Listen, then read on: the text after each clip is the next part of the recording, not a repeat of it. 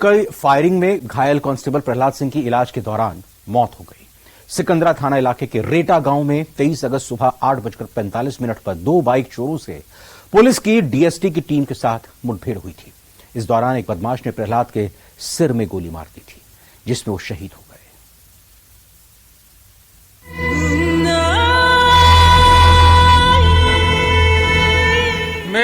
मेरे से बोझ है ना, ये छोटे भाई का बोझ है, मेरे से सहा नहीं जाएगा, मैं ये सहन नहीं कर पाऊंगा। और मेरे बूढ़े माँ बाप है, मैं भी बेरोजगार हूँ, मेरा बड़ा भाई बेरोजगार है, वही हमारी कमाने वाला था, वही घर चलाना था, उसके भी छोटे छोटे बच्चे हैं।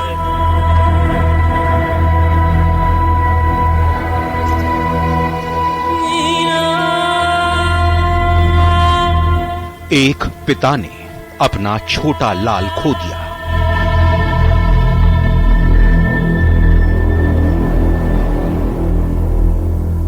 मां ने अपना सबसे दुलारा बेटा खो दिया, पत्नी ने अपना सुहाग खो दिया और भाई ने अपने कंधों पर बड़ा करने वाले छोटे भाई को हमेशा हमेशा के लिए खो दिया। पिता बेसुध किनारे बैठकर रो रहा है। मां और पत्नी दहाड़े मार मार कर चिल्ला चिल्ला कर रो रही हैं, कह रही हैं, मेरा बेटा, मेरा पति ला दो, कोई मेरे शहीद बेटे को वापस ला दो। भाई नम आंखों से गला भरकर अपने भाई के लिए बस हाथ जोड़कर उसके लिए दुआ मांग रहा है। परिवार का पूरे का रो रो के बुरा हाल है, उसकी पत्नी का क्या होगा मुझे ये समझ में नहीं आ रहा है सर। मैं उसको कैसे क्या बताऊंगा, अभी उसको बताया नहीं है मैंने, लेकिन मैं बताऊंगा कैसे, किस मुंह से मैं बोलूंगा कि मेरा भाई नहीं रहा। उतनी ज्यादा करनी चाहिए, मेरा हालत बहुत बुरी खराब है, मैं खत्म हो जाऊंगा नहीं तो। मेरे से बोझ है ना, ये छोटे भाई का बोझ है, मेरे से सहा नहीं जाएगा, मैं ये सहन नहीं कर पाऊंगा। 70-80 साल की उम्र है, वो मर जाएंगे सर उनके बिना। उनको ही बस उनका ही सहारा था, उनको प्रहलाद का ही सहारा था, माँ बापों को, मेरे छोटे भाई को और मेरे को, उसी का सहारा था, उसी की बदौलत हम कुछ कर पा रहे थे, पढ़ लिख रहे थे। जो छोटा भाई पढ़ रहा है, तैयारी कर रहा है, तो उसी की बदौलत कर पा रहा। बोला तो था इस बार रक्षाबंधन पर छुट्टी मिलेगी तो आऊंगा, लेकिन परिवार को क्या पता था कि इस बार की रक्षाबंधन पर वो नहीं होगा। इस बार रक्षाबंधन पर घर में मातम छाएगा, भाई के बिना घर सूना हो जाएगा, रक्षाबंधन ही नहीं मनाया जाएगा। एक एक शब्द इस बेबस पिता के हैं जिसका बेटा ड्यूटी का फर्ज निभाते हुए शहीद हो गया। और मेरे बूढ़े माँ बाप है, मैं भी बेरोजगार हूँ, मेरा बड़ा भाई बेरोजगार है, वही हमारे कमाने वाला था, वही घर चलाना था, उसके भी छोटे छोटे बच्चे हैं, उसके बच्चों को पढ़ाई नौकरी मिलनी चाहिए, और ये हमारा हक है, हम हमारा हक मांग रहे हैं। मेरा भाई बहुत सासे रहा।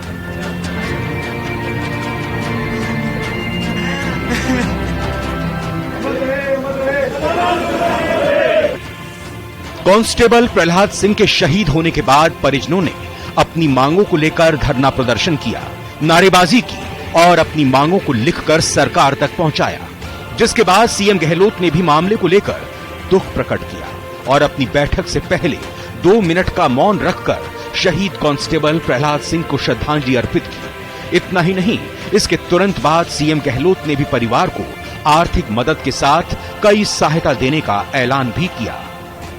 आज हमने जब मीटिंग शुरू हुई तो 2 मिनट का मौन भी रखा, ईश्वर से प्रार्थना करी उसकी शांति के लिए और उनके परिवार वालों को शक्ति प्रदान करे इस गहन दुख का आघात को सहन करने की। हमने फैसला किया कि उसके परिवार में अनुकंपा नियुक्ति की एक पारिवारिक पेंशन मिलेगी और 1 करोड़ रुपए की सहायता, उसमें मुख्यमंत्री सहायता अलग से देंगे, 1 करोड़ में देंगे। मुख्यमंत्री सहायता कोष से 20 लाख रुपए देते हुए 1 करोड़ रुपए की पेंशन कुल राशि मिलेगी उसको, जो नियम है उसको मिला करके। और गारंटी अवार्ड को लिए सिफारिश भेजी जाएगी भारत सरकार को। ये मुकदमा जो है जिसने अपराध किया है उनके खिलाफ में फास्ट ट्रैक में मुकदमा चलेगा स्पेशल पीपी लगाया जाएगा। मृतक आश्रित को गृह जिला अथवा पोस्टिंग वाले जिले में MID श्रेणी का आवास मिलेगा और पत्नी की कृषि कार्य हेतु बिजली कनेक्शन देंगे। इतना ही नहीं, सीएम गहलोत ने इस दौरान अपराधियों को सख्त संदेश भी दिया कि अपराधी या तो अपराध छोड़ दे या राजस्थान छोड़ दे।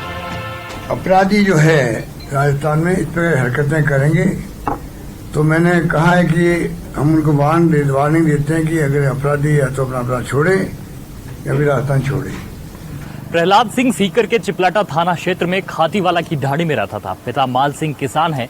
दौसा जिले में नौकरी होने के कारण कभी कभार वो गांव आता था, लेकिन प्रहलाद जब भी गांव आता था वो अपने पिता के साथ खेती का काम करने में मदद करता था। और उसका एक बेटा 6 साल का और एक बेटी चीकू 4 साल की है।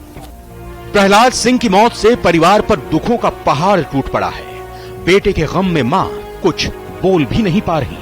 कांस्टेबल की पत्नी बेसुध हो गई हैं और रोते हुए बार बार बेहोश हो जा रही हैं। महिलाओं ने संभालते हुए मां और पत्नी को प्रहलाद के अंतिम दर्शन करवाए, जिसके बाद पुलिस अधिकारियों ने शहीद कांस्टेबल प्रहलाद के पार्थिव शरीर को पुष्प चक्र अर्पित कर श्रद्धांजलि दी। थोई थाने से पैतृक गांव चिपलाटा के खातीवाला तक 13 किलोमीटर तक बाइक तिरंगा रैली निकाली गई और उसको नम आंखों से अंतिम विदाई दी गई।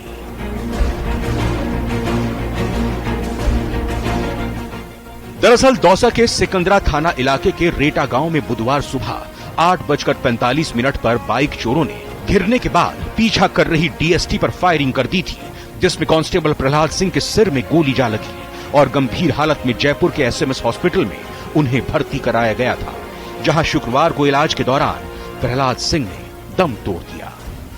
कांस्टेबल प्रहलाद सिंह के सिर में गोली मारने वाले मुख्य आरोपी सेवर निवासी नवीन जाट को पुलिस ने दबोच लिया है। आरोपी की तलाश में 500 पुलिसकर्मियों की टीम लगातार जुटी रही थी।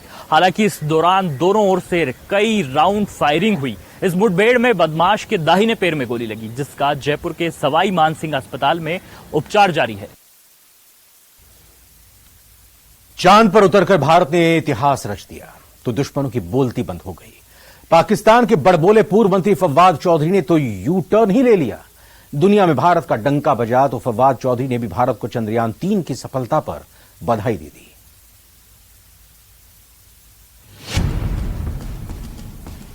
चांद जो है वो नजर आ जाता है, एग्जैक्टली उसकी लोकेशन पता होती है, ये पता होता है कब उसकी बर्थ हो रही है, किस टेरिटरी में उसका क्या अल्टीट्यूड होगा, एग्जैक्टली पता होता है। हम 100 साल पीछे हैं। आज से 100 साल बाद हमारा मून के ऊपर जाके कोई सैटेलाइट, वो भी कोई उम्मीद नजर नहीं आ रही। तो पैसे लगा के जा रहे हैं ना। हम तो ऑलरेडी चांद पे रह रहे हैं, आपको नहीं पता? नहीं, मतलब हम कहते हैं हम तो चांद पे नहीं रह रहे। चांद पे पानी है? पानी नहीं है। हाँ, तो इधर भी नहीं है। वहाँ पे गैस है? नहीं, गैस इधर भी नहीं है। वहाँ पे बिजली है? नहीं। ये अभी देखे लाइट नहीं है इधर भी।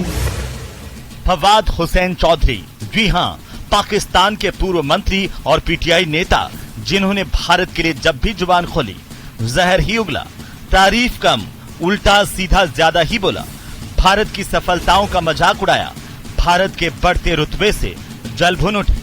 इतना ही नहीं, जब फवाद इमरान सरकार में मंत्री थे तब भारत के मिशन मून पर अनाप शनाप बयानबाजी भी की थी। लेकिन वक्त बदल गया है। पाकिस्तान कंगालिस्तान क्या बना, लगता है कि पाकिस्तान के मंत्रियों के सुर ही बदल गए। पाकिस्तान के पूर्व मंत्री फवाद की अक्ल भी ठिकाने आ गई। अब फवाद भारत की तारीफ कर रहे हैं, वाही वाही कर रहे हैं, भारत की तारीफ में कसीदे पढ़ रहे हैं। मिशन चंद्रयान 2 के वक्त जब फवाद पाकिस्तान के साइंस और टेक्नोलॉजी के मिनिस्टर थे, उन्होंने बेतुका बयान दिया था। कहा था कि जब पृथ्वी से ही चांद दिखता है तो वहां जाने की क्या जरूरत। काम से पहले तो नहीं कर देंगे। हमारा ministry of science and technology में हमारा एक पॉइंट ऑफ व्यू है। हमारा पॉइंट ऑफ व्यू ये है कि आप इतने पापड़ नहीं बेलने की जरूरत। चांद जो है वो नजर आ जाता है, एग्जैक्टली उसकी लोकेशन पता होती है, ये पता होता है कब उसकी बर्थ हो रही है, किस टेरिटरी में उसका क्या अल्टीट्यूड होगा, एग्जैक्टली पता होता है। 2019 में भारत के मिशन चंद्रयान 2 का मजाक उड़ाने वाले फवाद चौधरी के सुर अब बदल गए हैं। भारत के मिशन चंद्रयान 2 को बेरहमी से ट्रोल करने के बाद और खुद भी जमकर ट्रोल होने के बाद पाकिस्तान के मंत्री फवाद चौधरी अब भारत के मिशन चंद्रयान 3 की तारीफ कर रहे हैं। साथ ही उन्होंने इसे मानव जाति के लिए ऐतिहासिक क्षण भी बताया। फवाद चौधरी ने ट्वीट करते हुए लिखा कि भारत का चंद्रयान 3 चांद पर पहुंचना मानव जाति के लिए ऐतिहासिक क्षण है। विशेष रूप से भारत के लोगों, वैज्ञानिकों और अंतरिक्ष समुदाय के लिए भारत को बहुत बहुत बधाई। भारत को कोसने वाले फवाद चौधरी के बयान पर पूरा पाकिस्तान हैरान है और यही कारण है जो दुश्मन मुल्क में भारत का विरोध करता था वो मिशन चंद्रयान 3 की तारीफ कर रहा है। अधिकतर लोग मिशन मून की जय जयकार कर रहे हैं। पाकिस्तान की आवाम ने तो यहाँ तक कह दिया कि हम भारत से 100 साल पीछे हैं। 100 साल बाद भी पाकिस्तान की कोई सैटेलाइट चांद पर जाएगी, इस तरह की उम्मीद भी नहीं है। हुकूमत तो आपस में लड़ ही रही है। इंडिया की सैटेलाइट उतरी है मून के ऊपर, चांद के ऊपर, मतलब वो चांद के ऊपर पहुंच गए। सर हम 100 साल पीछे हैं, हम 100 साल पीछे हैं। आज से 100 साल बाद हमारा मून के ऊपर जाके कोई सैटेलाइट, वो भी कोई उम्मीद नजर नहीं आ रही। क्यों नहीं आ रही? उसकी वजह ये है कि हमारे जो हुकूमत है वो आपस में ही लड़ रही है, मतलब एक दूसरे के ऊपर ताना बाना हो रहा है। एक कह रही है इसने चोरी की है, दूसरा कह रही है इसने। अवाम को रिलीफ तो कोई नहीं मिल रहा। पाकिस्तान की आवाम तो महंगाई से ही त्रस्त है और हुकूमत पर पाकिस्तान को पीछे ले जाने के आरोप लग रहे हैं। तो पाकिस्तान में भी डिस्कस कर रहे हैं और बहुत सारे लोग कंपैरिजन कर रहे हैं कि जी अमेरिका, इंडिया चांद पे पहुंच गया, हमने कभी टाइम पे आना नहीं पहुंचा। बस क्या कह सकते हैं, हमने दुश्मन के बच्चों को पढ़ाया ही इतना है कि वो चांद पे पहुंच गए। अप्रिशिएट कर रहा हूँ क्योंकि उन्होंने मेहनत की। जहाँ हमारे बंदे काम ऐसा करेंगे हम भी अप्रिशिएट करेंगे। यार बेसिकली ऑब्वियसली बहुत बड़ी अचीवमेंट है, ठीक है, सबसे पहली बात, क्योंकि उनकी कंट्री के अंदर रिसर्च एंड डेवलपमेंट बहुत पीक पे है, टेक्नोलॉजी बहुत पीक पे है। अभी मैं रिसेंटली देख रहा था कि उनका एक शहर है, आई थिंक मुंबई है या दिल्ली है, उसकी जो टोटल जीडीपी है वो पाकिस्तान से ज्यादा है इन टर्म्स ऑफ, और आईटी की एक्सपोर्ट्स हमसे बहुत ज्यादा है। जहाँ तक लगता है ना, एक उनका एजुकेशन लेवल अच्छा है हमारे से, ठीक है। दूसरा ये है कि वो हमारा उनसे ना कंपैरिजन ही नहीं बनता। वो शोबिज में हमारे से आगे हैं, मेडिकल फील्ड में, इंजीनियरिंग फील्ड में, इवन के उनकी बुक्स हम पढ़ते हैं यार। अच्छा, हमारा कंपैरिजन ही नहीं बनता। ये चांद की पर पहुंच गया, मैं हैरान रह गया कि ये यहाँ पे बेल और महंगाई की अपने लगे हैं, ये कुछ टेक्नोलॉजी के बारे में सोचते ही नहीं है। वो एजुकेशन के लिहाज से भी बहुत आगे हैं। मैं बाहर रहा हूँ दुबई में, उधर जो है हमारे साथ लड़के हैं वो काफी पढ़े लिखे हुए हैं और पाकिस्तान ये भी पढ़े लिखे हुए हैं, पर इनको इतना मौका नहीं मिलता आगे जाने का। अगर कोई आगे आता है तो वो बस उसको दबा दबा के कोई उसका आगे पीछे कर देते हैं। कोई ऐसा बंदा आता है जो कहता है मैं एक अच्छा प्रोजेक्ट तैयार करता हूँ, पर उसको सपोर्ट, गवर्नमेंट उसको सपोर्ट नहीं करती। अगर सपोर्ट करे तो पाकिस्तान में माशाल्लाह टैलेंट बहुत है। आईटी स्टूडेंट देखें, जैसे आप इंडिया को ले लें, इंडिया हमारे से कितना आगे है आईटी में। चंद्रयान 3 की सफलता के बाद पाकिस्तानी युवक ने अपनी ही सरकार पर तंज कसते हुए कहा, हम तो पहले से ही चांद पर हैं, साथ ही बिजली पानी का रोना रो रहा है। इस पाकिस्तानी युवक का वीडियो सोशल मीडिया पर जमकर वायरल हो रहा है। तो पैसे लगा के जा रहे हैं ना, हम तो ऑलरेडी चांद पे रह रहे हैं, आपको नहीं पता? नहीं, मतलब हम कैसे, हम तो चांद पे नहीं रह रहे। चांद पे पानी है? पानी नहीं है। हाँ तो इधर भी नहीं है। वहाँ पे गैस है? नहीं, गैस इधर भी नहीं है। वहाँ पे बिजली है? नहीं। ये अभी देखे लाइट नहीं है इधर भी। फिलहाल पाकिस्तान में भुखमरी, कंगालियत से पूरा पाक जूझ रहा है और अब वहां की आवाम भी भारत की तारीफ में कसीदे पढ़ रही है। Bureau report, news 18 Rajasthan. Jaipur नगर निगम हेरिटेज की मेयर मुनेश गुर्जर के निलंबन पर हाईकोर्ट ने रोक लगा दी है, जिसके बाद जयपुर नगर निगम हेरिटेज की मेयर मुनेश गुर्जर ने दोबारा पद संभाल लिया। पद संभालते ही स्वायत्त शासन विभाग ने राजेंद्र वर्मा मामले में उनको एक बार फिर से नोटिस जारी कर दिया है। इसको लेकर मुनेश आर पार के मूड में नजर आ रही हैं। इस रिपोर्ट में देखते हैं।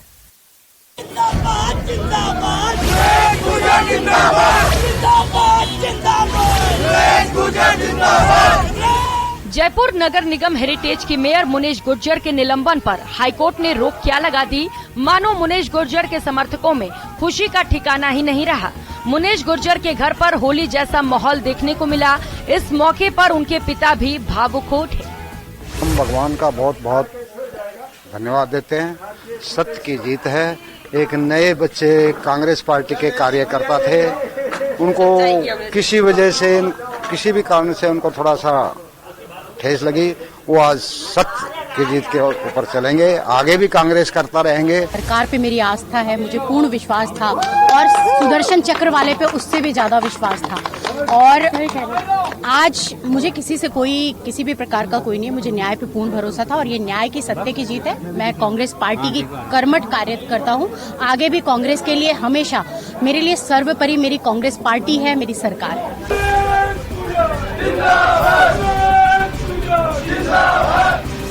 निलंबन पर हाईकोर्ट से स्टे मिलने के बाद जयपुर नगर निगम हेरिटेज के मेयर मुनेश गुर्जर ने दोबारा पद संभाल लिया।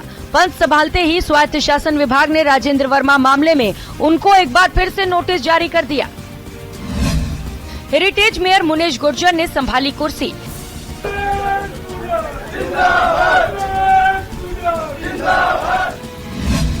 पदभार संभालते ही फिर बढ़ी मुश्किल।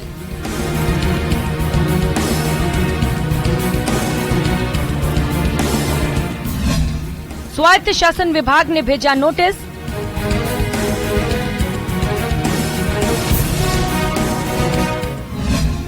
जवाब नहीं दिया तो होगी कार्रवाई।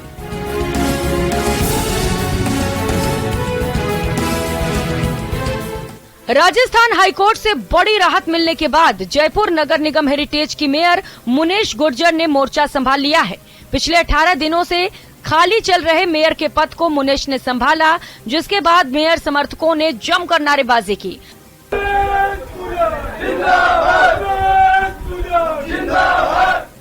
पदभार संभालने से पहले मुनेश श्री गोविंद देव जी मंदिर और मोती डुंगरी गणेश मंदिर में पूजा अर्चना करती नजर आई। पदभार ग्रहण करने के बाद मुनेश गुर्जर ने कहा, मेरी प्राथमिकता बिगड़ी व्यवस्था को दुरुस्त करना है और मेरे लिए कांग्रेस से बड़ा कोई नहीं होगा। मैंने पहले भी मेरी प्राथमिकता सफाई और हर जनहित के कार्यों की है, आगे भी मेरा वही रोड मैप रहेगा। जनहित के जितने भी कार्य हैं वो ना मैं बाधित होंगी, मैं खुद फील्ड में उतरूंगी, फील्ड में काम करूंगी। और जयपुर की जनता ने मुझे अथाह प्यार दिया है। मैं हमेशा से रोड पे चलने वाली हूँ, अभी भी रोड पे ही चलूंगी। सुदर्शन चक्र वाले पे मेरा पूर्ण विश्वास है, मेरी सरकार पे मेरा पूर्ण विश्वास है, कांग्रेस पार्टी पे मेरा पूर्ण विश्वास है। मुझे पूर्ण विश्वास है कि माननीय मुख्यमंत्री जी से जब भी मुझे मौका देंगे और मैं उनके समक्ष अपनी पूर्ण बात रखूंगी। और मैं कांग्रेस की सच्ची कार्यकर्ता हूं। कांग्रेस पार्टी से बड़ा मेरे लिए कोई नहीं है, सरकार से बड़ा मेरे लिए कोई नहीं है। सरकार का और माननीय मुख्यमंत्री जी का कोई भी आदेश होगा वो मेरे सर माथे पे। वहीं मेयर का पद संभालते ही मुनेश गुर्जर की मुश्किलें फिर बढ़ गईं। स्वायत्त शासन विभाग ने राजेंद्र वर्मा प्रकरण में मुनेश गुर्जर को नोटिस देकर स्पष्टीकरण मांगा और जवाब नहीं देने पर एक पक्षीय कार्रवाई करने की चेतावनी भी दी। नोटिस में साफ लिखा गया है कि राजेंद्र वर्मा प्रकरण में स्पष्टीकरण देना होगा। अगले 3 दिन में स्वायत्त शासन विभाग को जवाब दें। जवाब नहीं देने पर एक पक्षीय कार्रवाई अमल में लाई जाएगी। राजस्थान नगर पालिका अधिनियम 2009 के तहत कार्रवाई होगी। लेकिन जिस राजेंद्र वर्मा प्रकरण में मुनेश गुर्जर से स्पष्टीकरण मांगा गया है, वो विवाद क्या है, अब आपको बताते हैं। इस मामले में जारी हुआ नोटिस 16 जून 2023 को हेरिटेज नगर निगम में विवाद हुआ था। करीब 50 पार्षदों ने अतिरिक्त आयुक्त राजेंद्र वर्मा पर आरोप लगाए थे। टेंडर फाइनल होने के अंतिम दिन हस्ताक्षर नहीं करने के आरोप लगे थे। पार्षदों महापौर ने अपने इस्तीफे पर हस्ताक्षर करके सीएम के नाम भेज दिए थे। इस दौरान राजेंद्र वर्मा को कार्यालय से बाहर नहीं जाने दिया गया था। पार्षदों ने उनका घेराव किया और अभद्रता का एक वीडियो वायरल हुआ। देर रात तक राजेंद्र वर्मा को कार्यालय से बाहर जाने में सफलता मिली। पुलिस ने बीच बचाव किया। राजेंद्र वर्मा ने मेयर और पार्षदों के खिलाफ मुकदमा दर्ज कराया। राजेंद्र वर्मा ने राज्य कार्य में बाधा उत्पन्न करना, जबरन बलपूर्वक बंधक बनाकर रखना, जबरन हस्ताक्षर करवाने के प्रयास का गंभीर आरोप लगाया। वहीं मुनेश गुर्जर को लेकर यूडीएच मंत्री शांति धारीवाल ने भी स्पष्ट किया है कि निलंबन पर हाईकोर्ट की रोक को लेकर सरकार विधिक अध्ययन करवा रही है। विधिक राय लेकर मुनेश गुर्जर पर कार्रवाई की जाएगी।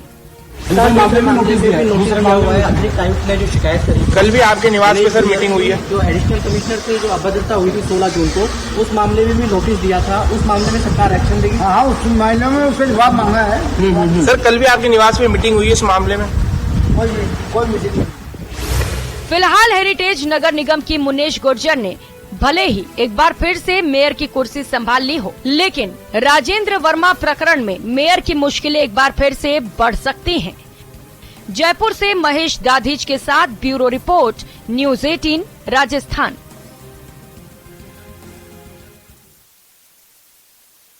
गैंगस्टर लॉरेंस बिश्नोई का पाकिस्तानी कनेक्शन सामने आने पर गुजरात पुलिस ने लॉरेंस को पंजाब की बठिंडा जेल से कस्टडी में लिया है। कुख्यात गैंगस्टर लॉरेंस को एक बार फिर पुलिस पंजाब जेल से गुजरात लेकर गई और अब रिमांड पर पूछताछ कर रही है, जिसमें कोई बड़ा खुलासा होने वाला है। इस रिपोर्ट में देखिए।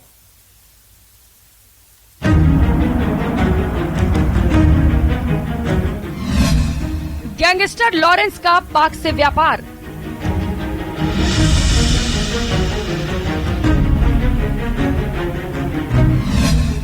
पाक कनेक्शन के मिले पुख्ता सबूत।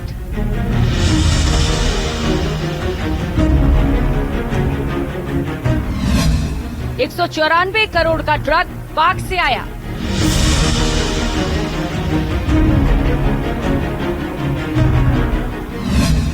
जेल में लॉरेंस, पाक से कारोबार। गैंगस्टर लॉरेंस पर एनडीपीएस और यूएपीए के तहत गुजरात पुलिस ने केस दर्ज किया है। गुजरात पुलिस का आरोप है कि लॉरेंस ने पाकिस्तान से समुद्र के रास्ते शिप मंगवाया था और इसमें 194 करोड़ का ड्रग्स था, जिसे कोस्ट गार्ड और गुजरात एटीएस ने जॉइंट ऑपरेशन कर पकड़ा था। दरअसल साल 2022 में गुजरात एटीएस और कोस्ट गार्ड ने जॉइंट ऑपरेशन में पाकिस्तान से आ रही अल तयासा बोट को जब्त किया था। बोट में सवार 6 पाकिस्तानी नागरिकों को गिरफ्तार किया गया था और बोट से तकरीबन 34 किलो हेरोइन पकड़ी गई थी, जिसकी इंटरनेशनल मार्केट में कीमत लगभग 194 करोड़ रुपए थी। गिरफ्तार पाकिस्तानियों में से एक आरोपी अब्दुल्ला ने पूछताछ में खुलासा किया था कि बरामद ड्रग लॉरेंस बिश्नोई के कहने पर पाकिस्तान से लाई जा रही थी। पहले इसी केस में एनडीपीएस के तहत लॉरेंस पर केस दर्ज किया गया था, लेकिन अब गुजरात पुलिस ने गैंगस्टर पर यूएपीए भी लगा दिया है। हेरोइन से जुड़े मामले में गैंगस्टर लॉरेंस बिश्नोई को कच्छ जिले की नलिया कोर्ट में पेश किया। कोर्ट में एजेंसी की मांग पर 4 दिन की रिमांड मंजूर की गई है। पाकिस्तान के झंडे वाली बोट से बरामद हुई 34 किलो हेरोइन के मामले की जांच अभी तक गुजरात एटीएस के पास है। एटीएस अब पता लगाएगी कि पाकिस्तान से कच्छ के पोर्ट पर किसके कहने पर हेरोइन की डिलीवरी हुई थी। गुजरात एटीएस की जांच में गैंगस्टर लॉरेंस बिश्नोई की भूमिका उजागर हुई थी। लॉरेंस बिश्नोई काफी समय से भटिंडा जेल में बंद है। यहाँ से उसे गुजरात पुलिस ने एक आपराधिक मामले की जांच के लिए हिरासत में लिया था और गुजरात की साबरमती जेल लेकर आई थी। यहीं से दिल्ली पुलिस की एक क्राइम ब्रांच ने एक मामले को लेकर मई के आखिरी हफ्ते में लॉरेंस को कस्टडी में लिया था और दिल्ली लेकर आई थी। कोर्ट ने गैंगस्टर को रिमांड पर भेज दिया था। लेकिन हैरत की बात तो ये है कि गैंगस्टर लॉरेंस पुलिस घेरे में मोहाली एयरपोर्ट ऐसे पहुंचा जैसे फिल्म एक्टर या सेलिब्रिटी हो। पुलिस सुरक्षा के बीच संतरी रंग की टी शर्ट पहने लॉरेंस डील डॉल के साथ चलता दिखा। उसने काले रंग का चश्मा लगाया हुआ था, हाथ में एक बैग भी पकड़ा हुआ था। मोहाली एयरपोर्ट परिसर में लॉरेंस को पुलिस के घेरे के बीच इस तरह बेफिक्र अंदाज में चलता देख हर कोई हैरान था।